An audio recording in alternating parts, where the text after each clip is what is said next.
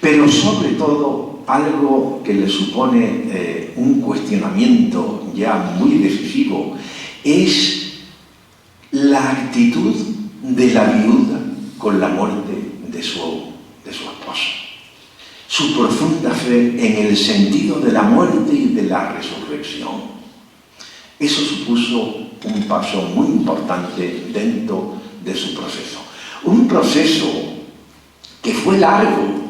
Ha corrido ya el tópico de que esta mujer que vivía completamente al margen de lo religioso, leyendo la vida de Santa Teresa, dijo: esta es la verdad.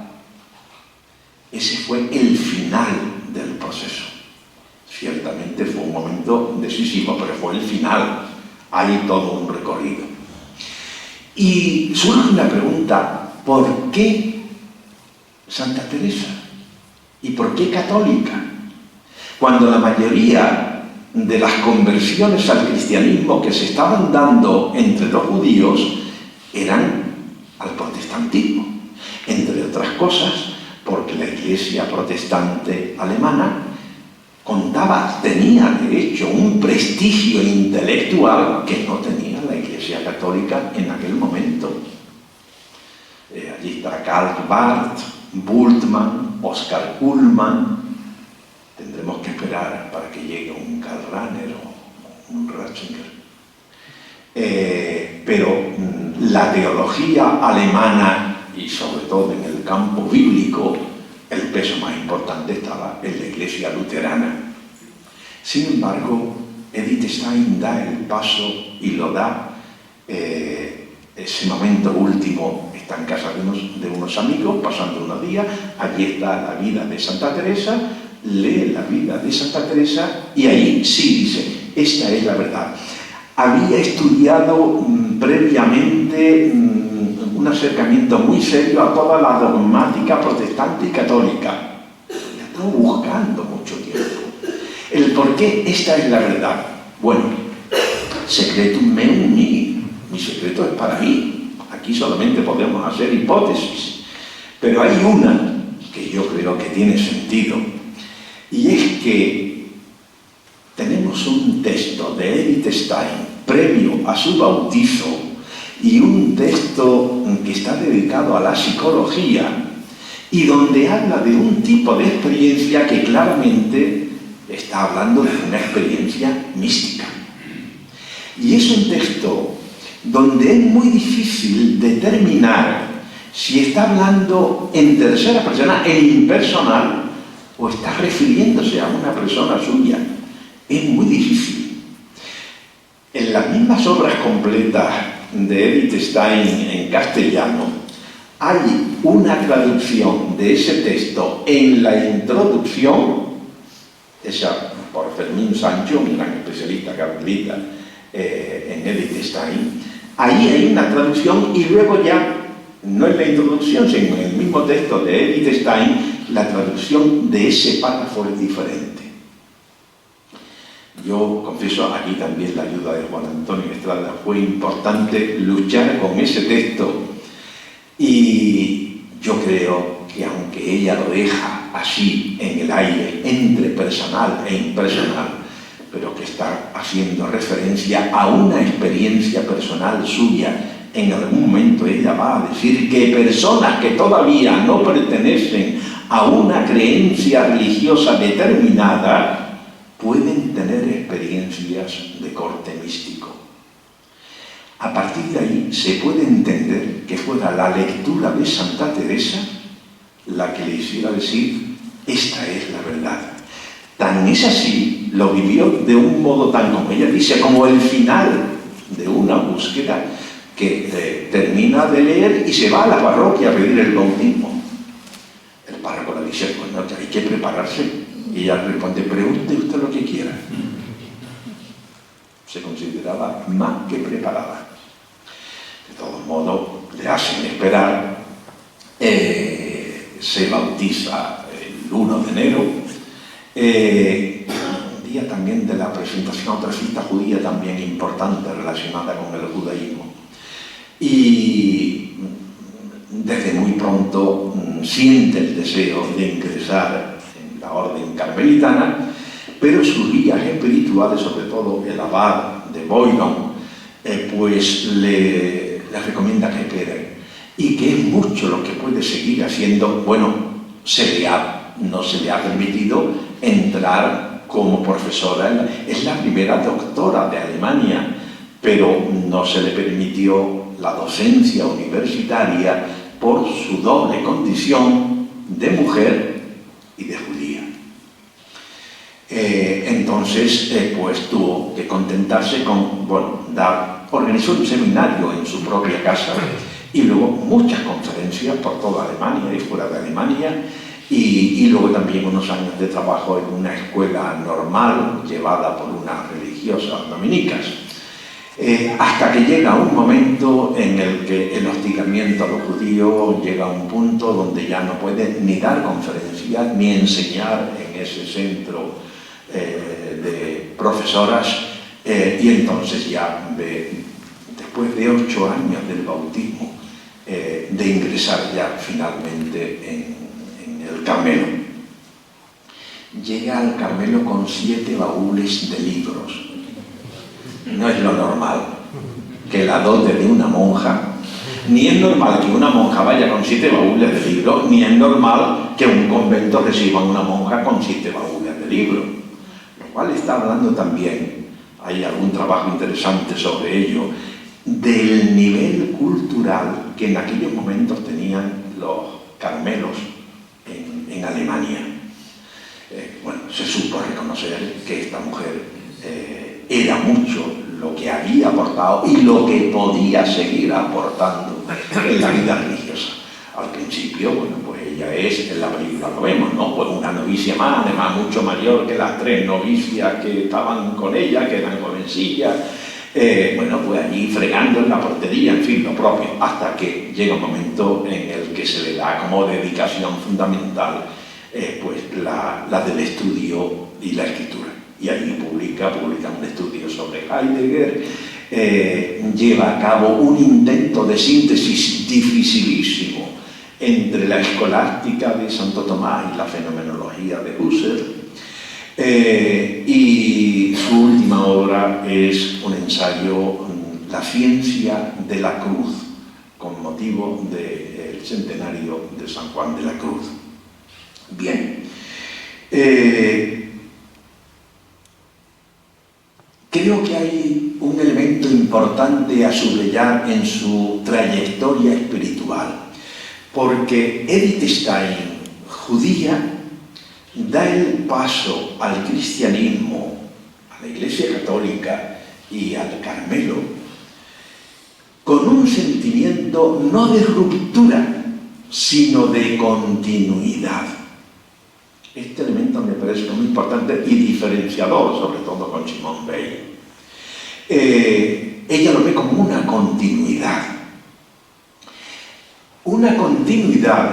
que se va a poner de manifiesto también en que su trayectoria espiritual, la tradición espiritual a la que ella se va a acoger de un modo más claro, yo diría que es a la versión más judía del cristianismo. Esto sería para otro día. Pero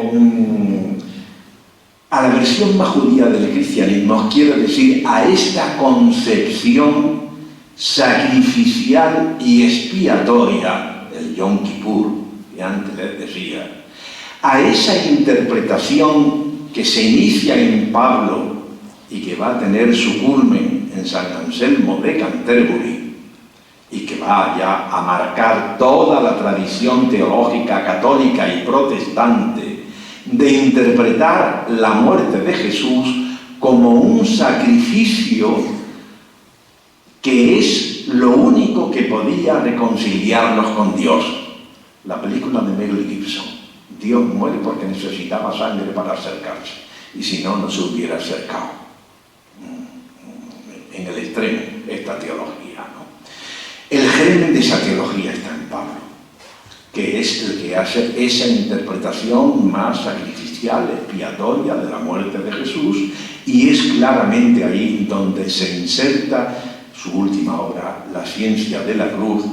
Yo tengo una buena amiga que es gran especialista en San Juan de la Cruz y sobre todo en las raíces islámicas de San Juan de la Cruz, Luce López Baralt, que a ella no le gusta la interpretación de Juan de la Cruz que da Edith Stein. López Baralt es todo lo contrario, es la mística, como ella dice, la mística del gozo, y es lo que ella destaca en Juan de la Cruz, mientras que Edith Stein lo que va a destacar es la cuestión sacrificial del sufrimiento, muy marcado también naturalmente por lo que ha sido su misma historia trágica. Ya con el, refiriéndome a cómo fue su final, pues pasaríamos a Simone Weil.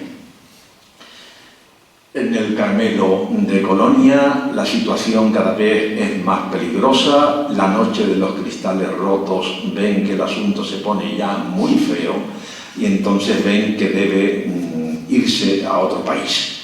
Se piensa en España, se piensa en Suiza, finalmente se opta, no fue la mejor opción por lo que luego ocurrió, en Holanda. Pero en Holanda un domingo se ve en todas las iglesias una valiente pastoral de los obispos holandeses afirmando que un católico no puede pertenecer al nacionalsocialismo. Y entonces inmediatamente viene la persecución a todos los judíos conversos al catolicismo. Muy pronto van a por ella, la llevan al campo de tránsito de concentración de Westerbork. Allí está Etty Hillesum, que en su diario dice: han llegado por aquí hoy dos monjas. La otra era una hermana de Edith Stein, que cuando ya ha muerto la madre, para no darle otro, espera a que la madre muera y se va sin llegar a profesar, pero vive con ella, y ambas van a Westerbork y de allí a Auschwitz, donde las dos mueren en el campo de concentración. Con este sentimiento de dar su vida por su pueblo, es así como ella se lo dice a su hermana: vamos a acompañar a nuestro pueblo. Bien, Simone Weil es la que me ha dado más trabajo. Es desconcertante, es original, es radical, es chocante. Hay un artículo magnífico de Jiménez Lozano que se titula Queridísima e irritante Simone Weil. Era insoportable con mucha gente. Trotsky se hartó de ella, le dio un portazo. En el instituto donde estudiaba se reían de ella, le llamaban la Virgen Moscovita. Era un personaje extraño, inquietante, de una radicalidad, de una originalidad de pensamiento, de una coherencia de vida asombrosa. Sí, es la más actual de las tres. Hoy día no se deja. Por ejemplo, uno que la cita mucho, me llama la atención, es Muñoz Molina. Cita mucho a Simone Weil. Y no deja, no hace mucho, en la Facultad de Filosofía llegó un estudiante anarquista queriendo hacer su tesis sobre Simone Weil, porque en pensamiento social, político, pues es una figura también de primer orden. Bien. Nace en una familia de la burguesía parisina, padre médico, una familia que vive completamente al margen de la tradición religiosa judía y de todo el mundo judío. Ella se cría como una francesa que pertenece a la cultura francesa. Ella dice, el dato es cuestionable, que ella supo de los judíos cuando tenía 11 años y que la idea que ella tenía era que eran avariciosos y tal, pero ella nunca, hasta ese momento parece que no. Bueno, si la figura determinante en la vida de Edith Stein es la de esa madre fuerte, mujer de valía y de personalidad, en el caso de Simone Weil, la figura más determinante fue la de su hermano, André Weil. fue un matemático de fama mundial. Terminó su vida en Estados Unidos y un matemático de fama mundial, inteligente. Y ella, acomplejada con su hermano, cuando tiene 14 años, tiene una depresión porque se siente nada al lado del hermano y tiene ideas de suicidio, porque ella va a ser siempre una mediocre sin remedio al lado de lo que era su hermano. Decía la abuela que era una máquina de copiar al hermano. Bueno, desde el principio su inquietud social se pone de manifiesto. A los 10 años ve una manifestación por la calle y se escapa de la casa y se une a la manifestación. Con muy pocos años también se niega a comer. Entre otras cosas, tuvo un trastorno alimenticio toda su vida. El comer para ella era algo revulsivo. Ha habido la pregunta, ¿anoréxica? No parece, no responde al cuadro propio, típico de una anoréxica, pero sin trastorno. Bueno, muere también porque se niega a comer más de lo que estuvieran comiendo los soldados que estaban en el frente, y tuberculosa sin comer. Se autoinmoló. El médico certificó suicidio. Directamente no lo fue, indirectamente sí. Bueno, estudiante de filosofía, brillante. Hay un encuentro con Simone de Beauvoir. Ella ha tenido noticias de una hambruna que ha habido en China, está afectadísima, está con las lágrimas, y Simone de Beauvoir, allí, las dos jovencillas en el instituto, le dice que qué pasa, la otra, y dice, sí, bueno, el problema fundamental de la vida no es tanto el hambre, sino la búsqueda del sentido. Y la otra le responde, se ve que tú nunca has pasado hambre. Da media vuelta y la deja. Ese fue todo el encuentro entre Simone de Beauvoir y Simone Weil. Bien, pues termina sus estudios, comienza a trabajar como profesora de filosofía, pero está convencida, es de los rasgos más determinantes de la vida intelectual y espiritual de Simone Weil, pensar desde la experiencia. El único pensamiento que vale es el que está enraizado. Su última obra se llama El enraizamiento. Pensamiento enraizado. Y entonces, desde ahí, pues toma la decisión de irse a trabajar de obrera a la Renault. Primero estuvo en otra empresa eléctrica, allí duró poco tiempo y se va a la Renault. Padecía unas migrañas que a veces le venían también la idea del suicidio, pero no por una cuestión de depresión, sino como el único modo que se le ocurría de escapar de esas migrañas espantosas que padecía.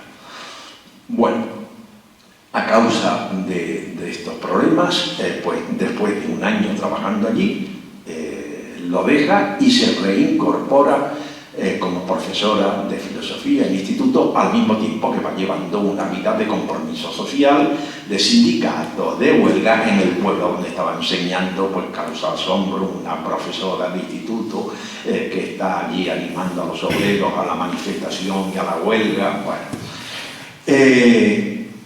llega un momento en el que, teniendo noticias de lo que está ocurriendo en España, la guerra civil, coge un fusil y se viene a España, a la columna anarquista de Urruti. Y bueno, se ve que era un desastre también con las manos. Dice una sobrina suya que escribe un libro que es un ajuste de cuenta con su tía. Está harta de ser la sobrina de Simone Weil, no tanto la hija de André Weil, el famoso matemático. Pues en ese ajuste de cuenta ella dice que del frente, cuando veían que agarraba el fusil, la gente se quitaban del medio, ¿no? Porque temían que el disparo le podía llegar a cualquiera que estuviera por delante. Bueno, allí tiene una experiencia muy fuerte, se da cuenta de que aquello no responde al ideal que ella se había hecho de lucha por unos ideales de libertad, sino que aquello es una barbarie. Tiene noticia muy cercana de que muchos sitios se dice que Durruti, parece que no fue Durruti, fue de la columna Durruti, que matan a un joven falangista de 15 años. Yo indagué y hasta localicé el número con el que está enterrado en Cuelgamuros. Está allí enterrado. Un muchacho de 15 años, hay una novela sobre el tema, La columna, se llama, es recomendable, es buena, de un autor francés. Da cuenta de este periodo de Simone Weil aquí en España. Pues matan a ese muchacho, a ese joven muchacho, le piden que se pase a la fila anarquista, él se niega y lo matan. Aquello a ella le causa un escándalo terrible. En un momento están a punto de fusilar a un sacerdote y ella cuenta que está allí entre salir a decir algo en contra, con lo cual el tiro se lo puede llevar ella también, o callarse la boca. Al final algo ocurrió que no se llevó a cabo el fusilamiento de este hombre. Pero bueno, aquello le supone, además, y aquí acaba la historia, un día, su habilidad con las manos y con la cocina era pésima, pues le cae en el pie un caldero de aceite hirviendo. Estuvieron a punto de cortarle la pierna, tiene que venir su padre médico de París, y en Barcelona consiguen que salga adelante. Deja aquello. Le escribe una carta a Bernanos, que hay un programa en televisión sobre la estancia de Bernanos en Mallorca, donde le pilla la guerra, él de derecha, casi de extrema derecha, su hijo se apunta al bando falangista en la guerra, pero Bernanos, cuando ve también el horror, lo que está pasando en el frente franquista, también se quita de en medio escandalizado y se va. La carta de Simone Weil le dice: mire usted, tan lejos usted y yo en pensamiento social y político, ahora me siento más cerca de usted que de mis amigos del frente de Aragón. Esa carta la llevó Bernanos siempre en su bolsillo, se descubrió cuando murió, y fue Albert Camus el que quiso que se publicara. Es una carta impresionante. En la novela esta llamada La columna, allí viene la carta entera. Bueno, pues vamos a describir 3 momentos de la trayectoria espiritual, de la conversión de Simone Weil. Ella, el tema de Dios, lo confiesa, nunca la había preocupado. Comienza en filosofía a través de Descartes y luego del que va a ser su supremo patrón en filosofía, que es Platón. Pero es un Dios filosófico, no es el Dios cristiano. ¿Cómo le llega el Dios cristiano a Simone Weil? Yo creo que hay, y aquí en el... Pero bueno, a veces hay que combinar con otra cosa. Miren, yo había preparado una presentación de Carlos porque es demasiado amigo mío como para presentarlo así por debajo de la puerta. Pero me he dado cuenta que le iba a quitar tiempo a él y a ustedes de escucharlo. Así que me voy a ahorrar la tontería que había pensado. Porque claro, al hablar de Carlos, él y yo coincidimos desde novicios, allá arriba en la aduana. Y tuvimos muchas experiencias juntos, incluso muchas que no tenía por qué estar con todo, pero casualmente nos pilló a los dos juntos, aquí, en Alcalá de Henares, siendo profesores en Las Palmas, estudiando teología en Granada, yendo después a París, aunque ya íbamos a cosas distintas, pero al mismo tiempo, pues claro. Bueno, o sea, lo conozco muchísimo, que a mí también. Es más porque es psicoanalista. Me conoce más que yo. Bueno, bromas aparte. Nos conocemos mucho y voy a decir de pasado una cosa que yo odio decir. Bueno, odio no es la palabra, pero que no me gusta insistir en los títulos académicos que traen los conferenciantes porque no quiero dejarlos mal, pero lo que vale no son los títulos. A ver si me explico. Lo que vale una conferencia es lo que diga. Yo conozco a algún doctor que no iría a oír una conferencia suya. Sí, claro. Bien. Ha publicado un montón de libros. El último es este. Esta foto, digamos, se ha tomado, está puesta ahí en grande. Pero ¿Pero qué? Se está vendiendo como rosquilla. Y aprovecho, parece ser, y aprovecho para decir que en el despacho de Antonio, a la salida, hay un puñado de libros por si alguien quiere llevarlo. Creo que cuestan 24, ¿verdad? 24 euros. Es un tochito gordo, o sea que no se crean que son cuatro páginas. Voy a ahorrar todos los demás que ha publicado, algunos de ellos. No vale la pena. Lo que quiero poner de relieve es que Carlos, desde hace muchos años, entró en el mundo del psicoanálisis. Claro, para ser psicoanalista tienes que ser psicólogo primero. Estudió en París, por eso fuimos a París juntos, pero bueno, él a eso y yo a otras cosas, más sencillitas.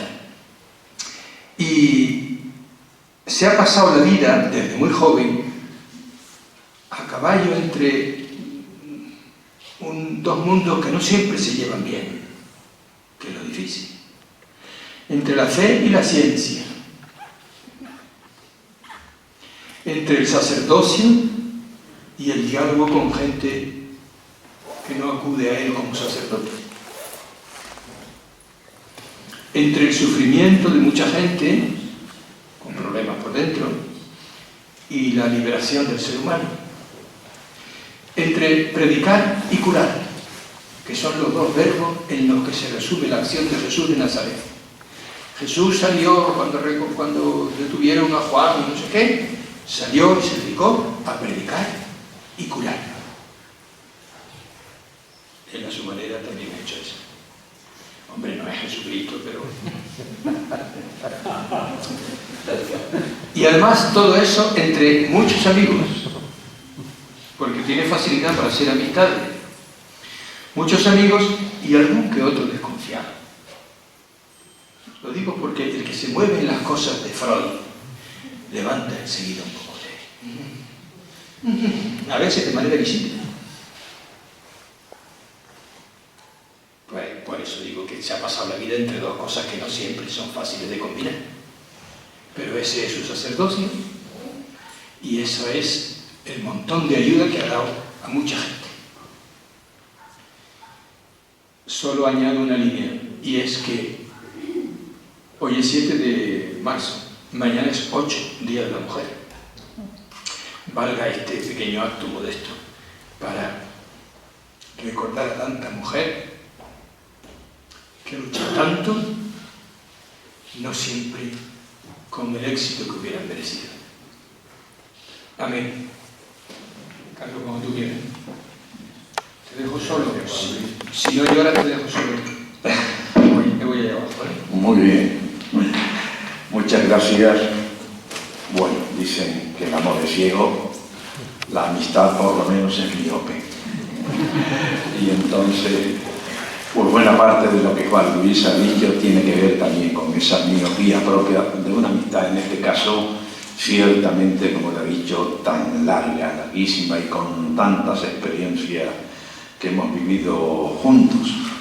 Yo además tengo que darle las gracias de un modo ya más particular en relación con el tema de hoy, porque él hizo de corrector de estilo del libro, o sea, fue el primero que lo leyó, y es un especialista en detectar errata y que yo soy un especialista en meterlas y luego no reconocerlas, no darme cuenta de ellas.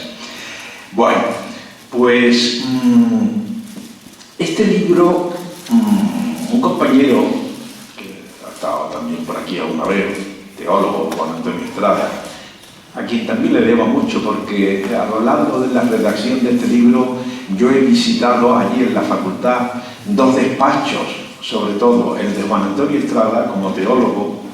He ido a consultar con él más de una cuestión de estas más que a mí se me escapan más, y al despacho de una mujer que también ha estado por aquí, Mariola López, a quien muchos conocen, porque cuando entraba en el tema ya más específico de género, de lo masculino, lo femenino, yo soy muy consciente de que bueno, muy fácilmente podemos tener unos desenfoques, pues, derivados de nuestra historia, de lo que hemos asimilado.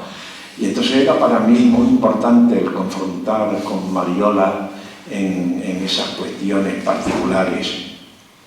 Bueno, pues Juan Antonio Estrada, en algún momento me resulta muy curioso verte con ese tema, como que no me pega, porque, bueno, hasta ahora todas mis publicaciones han ido en torno, como decía ahora Juan Luis, pues en el diálogo, en la relación entre psicoanálisis y religión en diversos aspectos, desde la religiosidad popular, los ejercicios o cuestiones de teología dogmática, bien.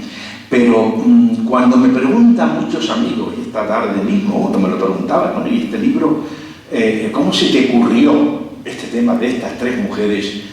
Pues la verdad es que no me acuerdo. Es que no sé, ya no sé si fue una inspiración de mi inconsciente o del Espíritu Santo, o de los dos.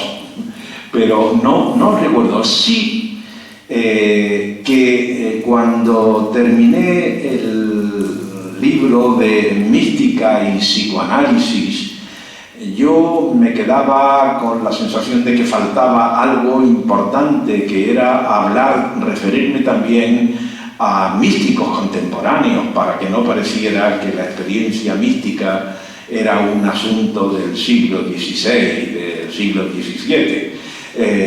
Pero al mismo tiempo me daba cuenta que meterme en eso iba a ser meterme ya en un berenjenal que iba a ser inacabable el proyecto, ¿no? Entonces me limité a citar una serie, pero bueno, allí había muchos hombres y mujeres, Thomas Merton, Cardenal, bueno, Arrupe fue uno que me tentó en más de un momento. Pero bueno, y citaba también a estas tres mujeres porque son muy destacables dentro de lo que es la mística del siglo XX, ¿no? Ya, insisto, no sé por qué finalmente fueron estas tres y no otros los que elegí, pero me alegro mucho. Me alegro mucho porque, bueno, ha sido una aventura sumergirme en la experiencia de ellas y sobre todo en ese trabajo personal con ellas mismas, en esa evolución espiritual auténticamente sorprendente de las tres, viviendo en una época tan terrible como a las tres les tocó. Son tres judías, tres mujeres, tres judías y tres personas que tienen un final trágico con el Holocausto. Dos de ellas en la cámara de gas coincidieron un día sin conocerse, sin encontrarse, pero coincidieron en el campo de tránsito de Westerbork. Y la otra, bueno, Simone Weil, pues no muere en la cámara de gas como Etty Hillesum y Edith Stein, pero muere trágicamente también en Londres trabajando para la resistencia francesa contra Hitler. Bien, entonces un mismo origen, un mismo final, pero tres caminos muy diferentes, simplificando y por tanto deformando de alguna manera, o sin duda deformando, pero que nos puede clarificar un poco la diferencia de esos tres caminos. Podríamos decir que en Edith Stein, que para quien no conozca los rostros, bueno, han desaparecido, Edith Stein es la del centro, aquí Simone Weil a la izquierda y a la derecha Etty Hillesum. Bien, pues para Edith Stein el camino fue recorrido esencialmente a partir de una indagación, de una búsqueda de orden intelectual. Es una gran figura de la filosofía alemana y que se relaciona con lo más grande de la filosofía alemana del momento, el brazo derecho de Husserl, y en relación con Heidegger, con Max Scheler, con Reinach, bien. Entonces, un camino, un eje que es fundamentalmente su búsqueda del sentido de la vida, la búsqueda de la verdad. La búsqueda de la verdad, pero no de una verdad puramente teórica, especulativa, sino la búsqueda de la verdad que confiere sentido a la existencia. Para Simone Weil, su camino, bueno, filósofa también, con una obra importante, la mayor parte de ella publicada después de la muerte, pero en sus obras completas, ahora mismo son 16 tomos ya, de Edith Stein son más de 20, en la edición española son 5 o 6, pero muy, muy gruesos tomos. Bueno, también es filósofa, Simone Weil, pero su camino, su recorrido es sobre todo con el eje de su compromiso sociopolítico. Es una activista, Y Etty Hillesum, ella no fue una intelectual, no fue una filósofa, no publicó un renglón en su vida, pero si no es una pensadora, es una mujer cuya experiencia da que pensar, y mucho,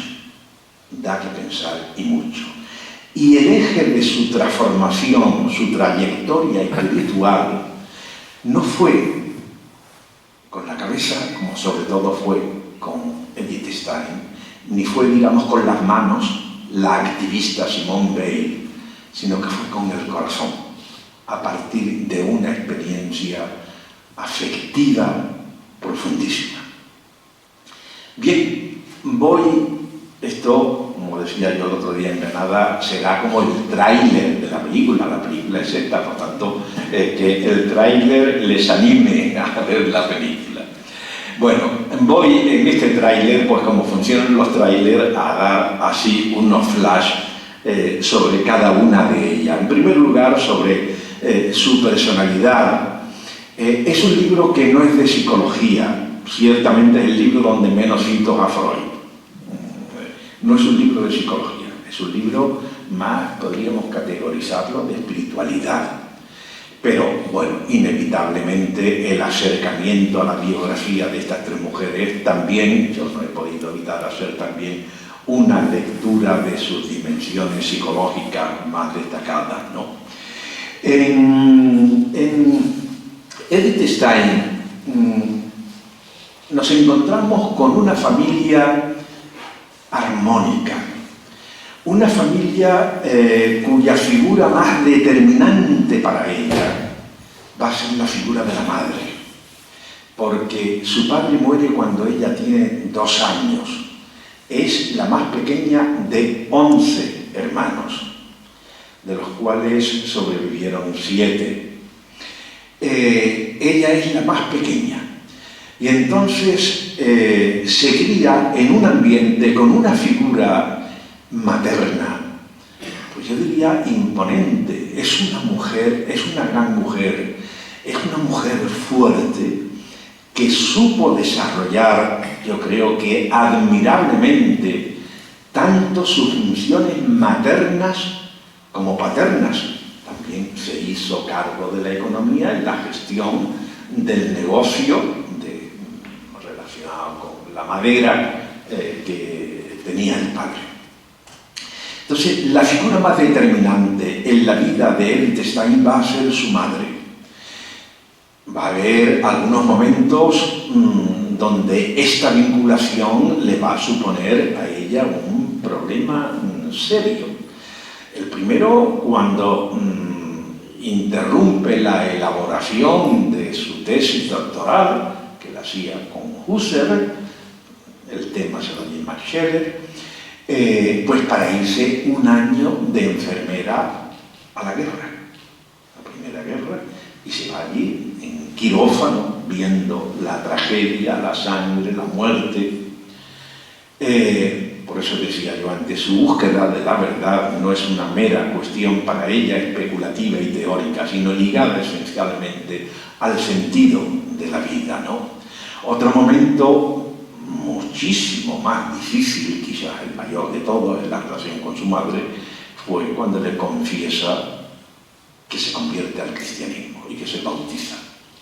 La madre no podía entender aquello. La madre era una mujer muy religiosa, que había seguido toda la tradición judía de un modo muy personal, muy profundo, y no entendía. Decía, hija mía, sí yo entiendo que Jesús fue un gran judío, pero que se considerara Dios. Ese para la madre era un escándalo inaceptable. Y ya, para rematar el asunto, cuando le dice que se va de monja, que se va de carmelita. Eso era ya lo último que la madre podía asumir. Bueno, entonces, la figura de la madre. Pero como digo, se cría en un ambiente familiar armónico. Es la preferida de la madre. Por ser la más pequeña, ella, cuando recibe la noticia de que ha muerto el padre debido a una insolación, está con Edith en sus brazos. Y entonces siente que es el último regalo que le había dejado su esposo, ¿no? Crece en un ambiente familiar armónico, estable, grato, y eso configura una personalidad que yo diría ciertamente de las tres, la más estable psicológicamente, la más emocionalmente, la más equilibrada. Eso sí, con unos rasgos, el más destacable de todo, su reserva. Sus hermanos le llamaban que era el libro de los 7 sellos. De ella no se sabía nada. Después de su conversión, sus mismos guías espirituales no llegaban a tener noticia de lo que eran sus experiencias místicas más íntimas. Cuando una amiga le pregunta el motivo de su conversión, ella responde con una frase que ya la ha caracterizado. Secretum meum mi. Mi secreto es para mí. La reserva absoluta. Y luego también se podrían destacar, yo diría que sin hacer psicoanálisis salvaje, pero ciertos elementos de un carácter, de un temperamento un tanto obsesivo, ordenado, riguroso, meticuloso, perfeccionista.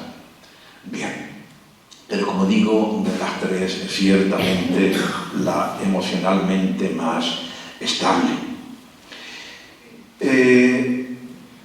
Hay un asunto, cuando se indaga en su mundo afectivo, que se convierte para quien se acerque a ella en una tarea bien fatigosa, detectivesca, porque entre que secretum meum mi, mi secreto es para mí, y que sus biógrafos pareciera que es un tema, como además es santa, está canonizada, copatrona de Europa, fue nombrada, pues parece que ya al alcanzar la santidad, todo el capítulo de vida afectiva amorosa es algo que hay que dejar un poco de lado. Entonces, uniendo las dos cosas, su enorme reserva y esta cuestión, pues es una tarea detectivesca. Hay una película mediocre, pero está en internet, se puede encontrar. Edith Stein, el papel de ella lo hace aquella que representó a María en la película de Mel Gibson, La Pasión, la figura de María, que es casi de lo mejor de la película para mí, lo único bueno de la película. Es la que hace el papel de Edith Stein, y ahí sí aparece una relación de un profesor que la busca, que la quiere, pero que ella en un momento le confiesa que ya su opción de vida es otra, ella tiene ya decidido. Pero luego hubo otra historia amorosa, está publicada en la correspondencia, que supuso para ella una frustración amorosa muy grande, porque cuando menos se lo esperaba, el otro le dice que se va a casar. Bueno. Edith Stein, vamos un poco a su recorrido, a su trayectoria espiritual, criada en un ambiente de tradición religiosa judía, donde en la casa se celebraban todas las fiestas judías. Un dato importante: nace el día del Yom Kippur. Eso va a marcar de muchas maneras su vida. La gran fiesta judía de la expiación, del sacrificio y la expiación. Pues crece en este ambiente, pero en la ya típica y tópica crisis de la adolescencia, ella, por una parte, para sorpresa de toda la familia, dice que deja los estudios, cuando siempre había sido una chica ejemplar, inteligente, de calificaciones, y que, bueno, que deja los estudios y que se va una temporada a Berlín a vivir con una hermana mayor que vivía allí casada, y en aquel momento ella ya abandona toda práctica religiosa y deja de lado toda la cuestión religiosa.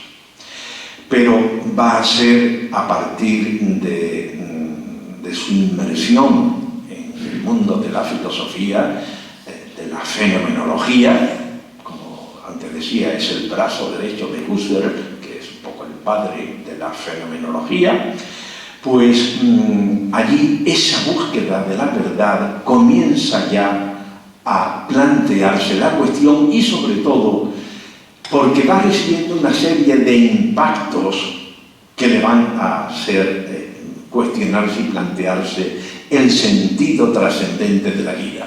Sobre todo, una serie de conversiones al cristianismo que fueron relativamente frecuentes en aquella época, y dentro de la escuela de la fenomenología. Uno de ellos, que fue para ella un primer, fue Max Scheler, que se convierte al cristianismo. Luego Husserl, Reinach. Entonces eso comienza ya a plantearle de un modo importante, pero sobre todo fue una experiencia que tuvo con la muerte de un gran amigo. Era un gran amigo de él y de su esposa, el matrimonio Reinach, que él muere en la guerra, y ella comienza a repasar todos los apuntes de este amigo. Entonces la figura de Jesús empieza ya a aparecerle de un modo de establecer una relación entre estas tres experiencias espirituales y las experiencias previas, vitales, de las que ella venía. Después de la experiencia de la Renault, trabajando allí en cadena, como los esclavos, dice ella, como los esclavos romanos que llevan la marca de esclavo, en un viaje con sus padres por España y Portugal, en un pequeño pueblecito de Portugal, costero, allí contempla una procesión donde se cantaba unos cánticos bellos y muy tristes. Está la luz de la luna, el tema de la belleza, clave también en Simone Weil. La desdicha y la belleza son los dos conceptos centrales de su filosofía y de su espiritualidad. Una escena triste y bella. En ese momento ella se dice: esta es la religión de los esclavos y yo soy una esclava. Primer impacto. Segundo impacto: después de la violencia vivida aquí en el periodo, que fue muy breve, no llegó a 2 meses, en la guerra de España, escenas de violencia, de destrucción, yo diría y sospecho que también de culpa por haberse visto metida en ese clima de violencia, hace un viaje por Italia y está disfrutando con Italia, con la belleza del arte de Roma, de Florencia, pero llega a la Umbría y ya el paisaje de la Umbría ya le conmociona de un modo muy especial. Y en Asís, en la capilla de la Porciúncula, Allí ella textualmente dice: una fuerza superior me puso de rodillas. Es una experiencia para ella misma inexplicable. La tercera experiencia es que con enchufe consigue un sitio en la hospedería de la abadía de Solemne en Semana Santa, famosa por el gregoriano, por la liturgia de aquel monasterio. Asiste a los oficios, llamando la atención, diciendo: esta mujer que no es cristiana y está aquí desde los maitines hasta las completas, no falta una. Son unos días donde la migraña está sobre ella del modo más atroz.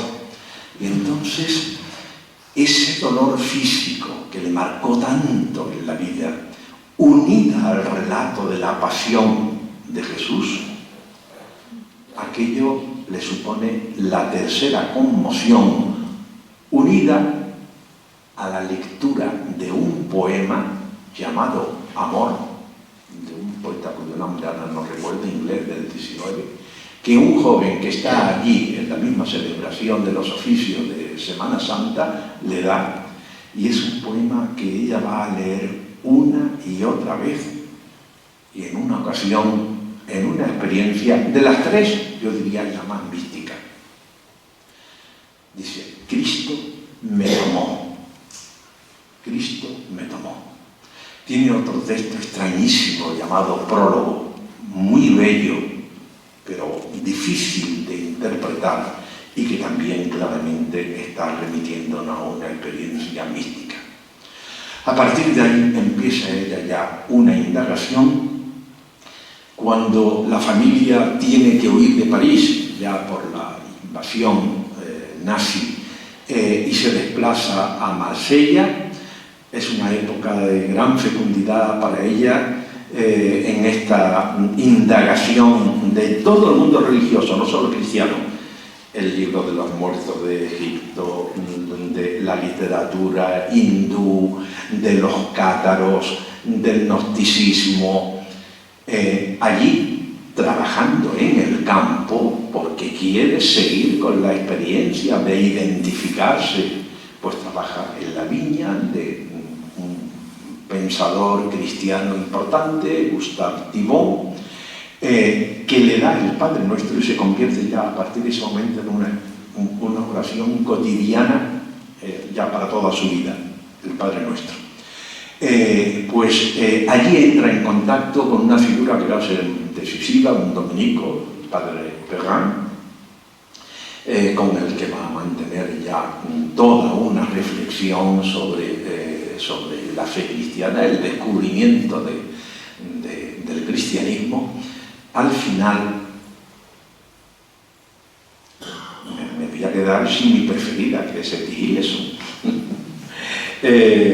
Al final decide quedarse, como ella dice con sus palabras: me quedo en el umbral de la iglesia sabiendo que estoy dentro, pero se queda en el umbral.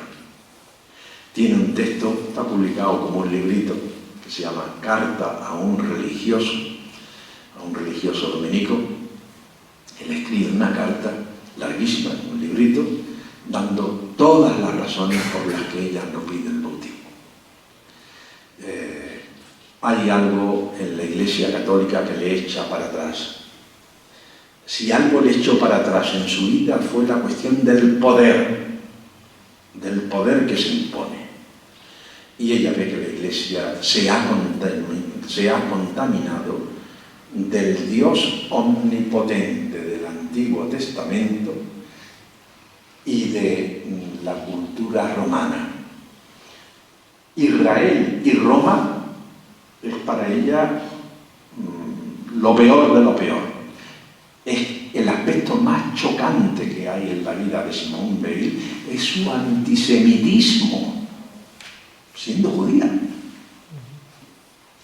Pero para todavía Israel es la... Dice, si vinieran de nuevo harían con nosotros lo mismo que hicieron con los cananeos cuando llegaron de Egipto. Nos degollarían, no. Cosas terribles, cosas terribles.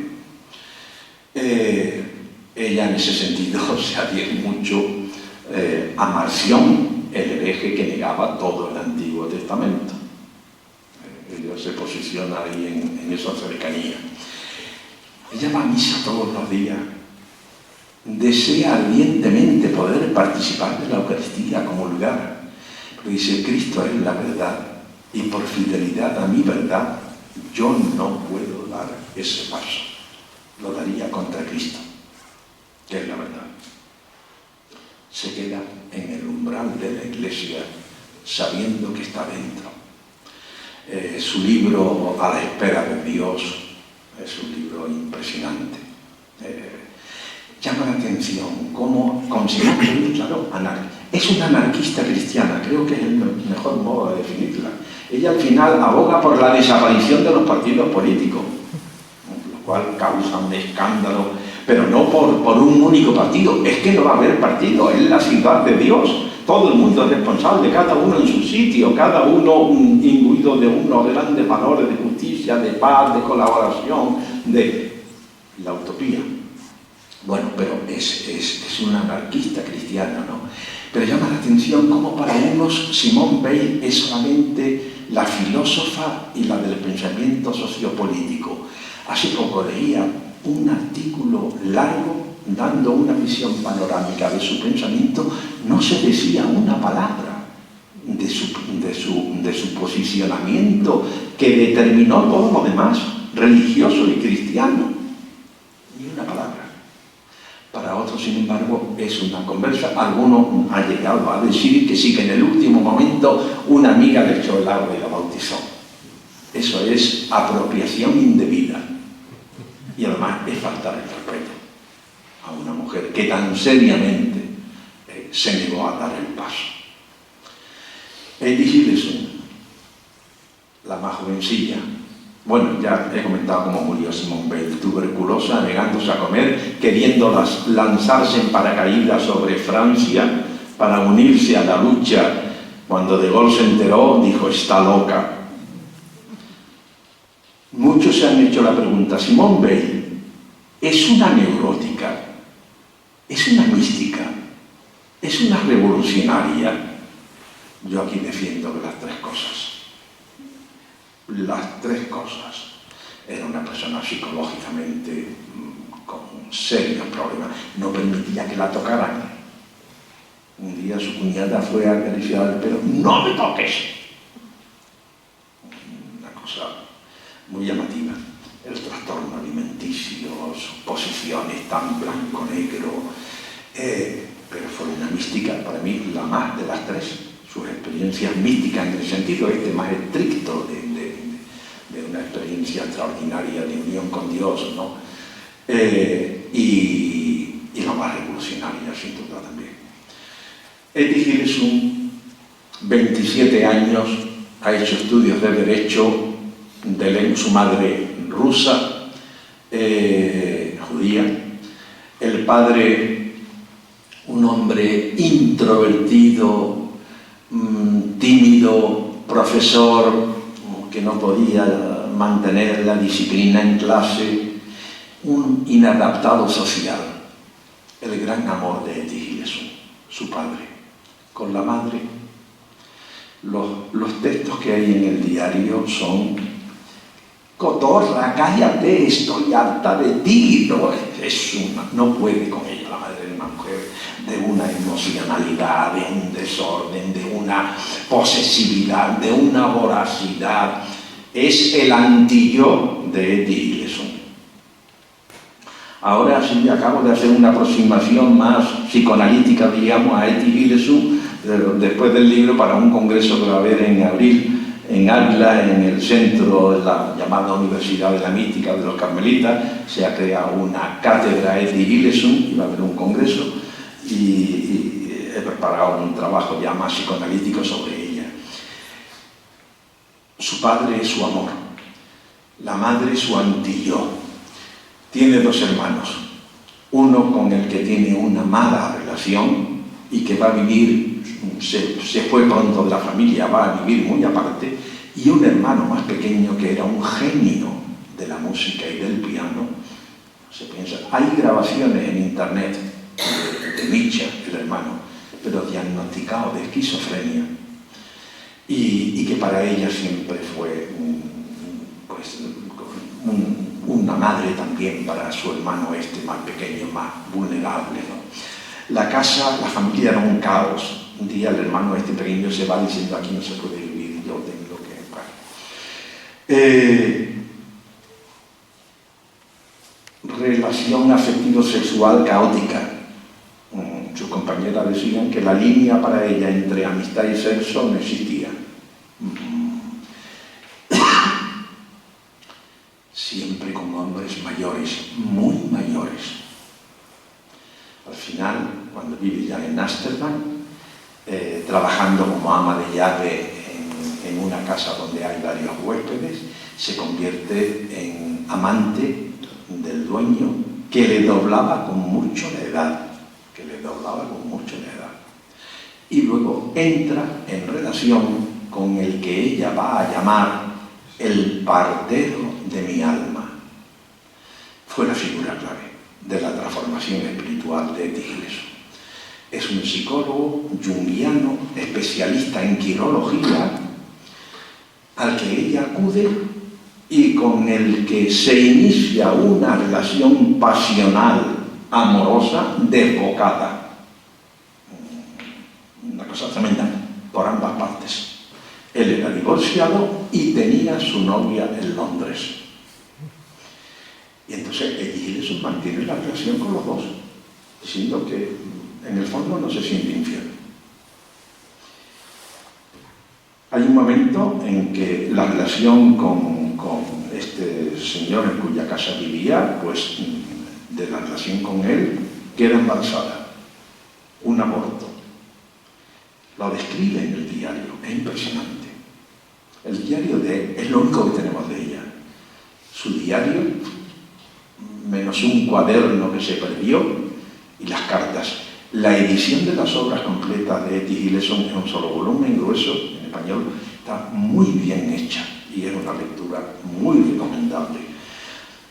Se ha considerado una cumbre de la literatura holandesa porque escribe maravillosamente, con una capacidad para leer los sentimientos más sutiles de su interior, para darle nombre, para describir. Es una cosa impresionante. Pues a través de la relación con este psicólogo, que la va introduciendo en su interior, con la guía de algunos pensadores cristianos, él era judío también, pero San Agustín va a ser clave. Bueno, el más importante después de este psicólogo, Julius Speer, el más importante es Rilke, el poeta. El primer Rilke, el más cristiano, es inseparable. Donde quiera que vaya, ella va con Rilke. Entonces, Rilke, San Agustín, el Evangelio, sobre todo el de San Mateo. Dice que San Agustín son las cartas de amor más hermosas que ella ha leído. Y San Pablo, Corintios, el himno al amor se va a convertir también para ella va introduciéndose, desenterrando, es un término de ella, desenterrando a Dios de su interior. Un día, sin saber cómo, se encuentra de rodillas en el cuarto de baño, tapándose la cara con el albornoz en el cuarto de baño. Ella fantasea escribir una novela que se iba a titular La chica que no sabía arrodillarse. Y ya se va a constituir en una experiencia. Un día está de rodillas rezando, llega el dueño de la casa, con el que mantenía, a ella le da mucha vergüenza y dice que está buscando un botón que se le ha perdido. Porque dice que es un acto tan íntimo, más íntimo que cualquier relación amorosa, sexual que ella pudiera tener con nadie. Desenterrar a Dios, eso se va a convertir en un lema para ella. y va desenterrando un Dios que al principio es un Dios un poco confundido. Aquí se nota la influencia de Jung, porque este psicólogo, su guía, el partero de su alma, era jungiano. Un Dios casi confundido con su mundo interior, con lo que Jung llamaba el sí mismo, pero un Dios que poco a poco como que va emergiendo y tomando forma personal, un tú con el que ella entra en un diálogo ininterrumpido todo el día, haga lo que haga, ella se siente en diálogo con ese tú, que es, así lo defiende aquí, un Dios sin apellidos. Ella no habló nunca con un cura, no habló nunca con un rabino, no entró nunca en una iglesia, no entró nunca en una sinagoga. Es un Dios sin apellido. Ni es el Dios judío, ni es el Dios cristiano. Pero al mismo tiempo es el Dios judío y es el Dios cristiano. La marca más cristiana, y quizás de la más impresionante, los textos de ella en este sentido son realmente conmovedores. La marca más cristiana que hay en su espiritualidad es la del amor al enemigo. Se niega a odiar a los alemanes, a los que la están persiguiendo, a los que ya no le permiten ni ir en bicicleta, ni tomar un autobús, ni pasear por un parque, ni ir a una tienda de frutas, y que acaban encerrándola con su padre y su hermano Mischa en el campo de Westerbork. Las páginas escritas desde el campo de concentración y las cartas escritas por allí es de los documentos de espiritualidad más impresionantes que se han podido hacer en el siglo XX. Y como digo, sobre todo, con este amor, dice, no quiero perder. Ella siente la indignación, ¿cómo no va a sentir? Y está oyendo a su alrededor que había que acabar con todos los alemanes, describiendo las cosas que describe allí. Un día describe, escondida, porque estaba prohibido, escondida, describe lo que es un tren que parte para Auschwitz, porque cada martes había un tren que iba a Polonia, y ella está con su padre y su hermano esperando a ver qué martes apareces en la lista. La descripción que hace de ese tren que parte, donde van todos hacinados, asomándose por una rendija, es una cosa espeluznante. Su lema en estos momentos será: la vida es bella, allí la vida tiene sentido, hay que ayudar a Dios. Dios está indefenso frente a ese atropello de muerte y destrucción que se está dando.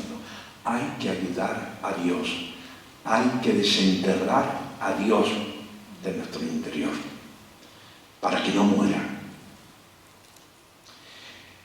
Esta es Edith, efectivamente, un martes aparecen en la lista sus padres y ella, y en el mismo tren, en vagón diferente, van a Auschwitz. Se ha escrito hace poco una novela que se llama La celda cerrada, algo así, que intenta describir los 3 días en el vagón. La novela no sale del vagón, los 3 días desde Westerbork hasta Auschwitz. El 30 de junio del 42 aparece como muerta en la cámara de gas. Conclusión. Para mí hay 2 cosas que estas mujeres nos dicen. Bueno, en primer lugar, son mujeres las que piensan a Dios. Y yo estoy convencido de que cuando las mujeres piensen a Dios, nos va a salir un Dios diferente. Así ha sido en la historia de la mística, que ha sido el único lugar que se les ha permitido a las mujeres para hablar de Dios, y con muchas dificultades. Alguna terminó en la hoguera, como Margarita Porete, en la Edad Media. Las místicas medievales son documentos impresionantes. Es otro Dios del de los teólogos que están especulando y que están además sospechando de estas mujeres que están diciendo unas cosas sin pudor, con una libertad para expresar el amor a Dios, el amor a Jesús. Cuando las mujeres piensen a Dios no va a salir otra cosa. Y estas tres mujeres han pensado a Dios. Y lo han pensado además en una situación tan terrible que el Dios que de allí sale es otra cosa. ¿En qué sentido? Primo Levi, víctima de Auschwitz, arruinado humanamente en Auschwitz, termina suicidándose después de haber sido liberado. Él afirmó: si existe Auschwitz, Dios no existe. Pues su conclusión, después de esto, que no me vengan con cuentos, Dios no puede existir, si esto ha existido. A lo que podemos decir, y con eso concluyo, o existe de otra manera, o existe de otra manera. ¿De qué manera? Tenía aquí para leer, pero no lo leo de la conclusión, simplemente lo digo.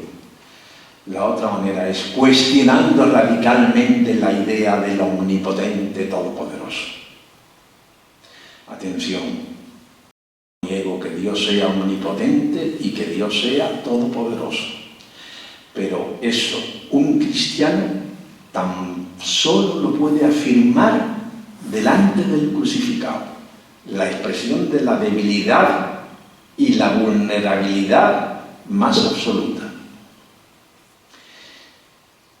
El amor que se ofrece y es rechazado se ve sometido a la debilidad más absoluta. Esa es la única omnipotencia de nuestro Dios. A mí me gusta diciendo que no es el poder que se impone, sino el amor que se expone. Y se expone al crucificado. El crucificado es para nosotros la máxima revelación de Dios. Simón Weil dice, una de las frases que elegí una de cada una de ellas, y de Simón Weil dice: Dios mío, ¿por qué me has abandonado? Esa es la auténtica prueba de que el cristianismo es algo divino. Allí donde Dios está más lejos de Dios, dice ella. Cristo es el desdichado. Dice, los mártires primero iban orgullosos a los leones. Cristo murió diciendo: ¿por qué me has abandonado? Es el desdichado por antonomasia. Y al mismo tiempo es la máxima revelación de Dios. Entonces, lo que estas mujeres nos vienen a decir es que si hay salvación, y salvación para nuestro mundo, para este que tenemos, para lo que estamos viendo en Palestina y en Ucrania, si hay alguna salvación, esa no va a venir por el G7 ni el Fondo Monetario Internacional. Esa va a venir solamente por el amor, un amor que lleva al compromiso, un amor solidario, un amor que es capaz de vencer el odio. Gileson decía: no estoy dispuesta a poner una pizca de odio en este mundo que está ya invadido por el odio. No quiero poner ni una pizca más de odio. Es el triunfo de la vida sobre la muerte, la del amor, y ese es el único poder de Dios. Yo creo que esa es la gran lección de estas mujeres, en consonancia, porque esto de alguna manera han sido otros muchos teólogos también, toda la teología después de Auschwitz, que necesariamente ha tenido que cuestionar esa imagen, sería aquí para entrar en psicoanálisis, enormemente infantil de pensarnos un Dios a la medida de nuestros deseos, que es lo que quisiéramos todos, ser como Dios. Bueno, pues aquí lo dejo. Muchas gracias y perdón, me he pasado del tiempo, no me gusta.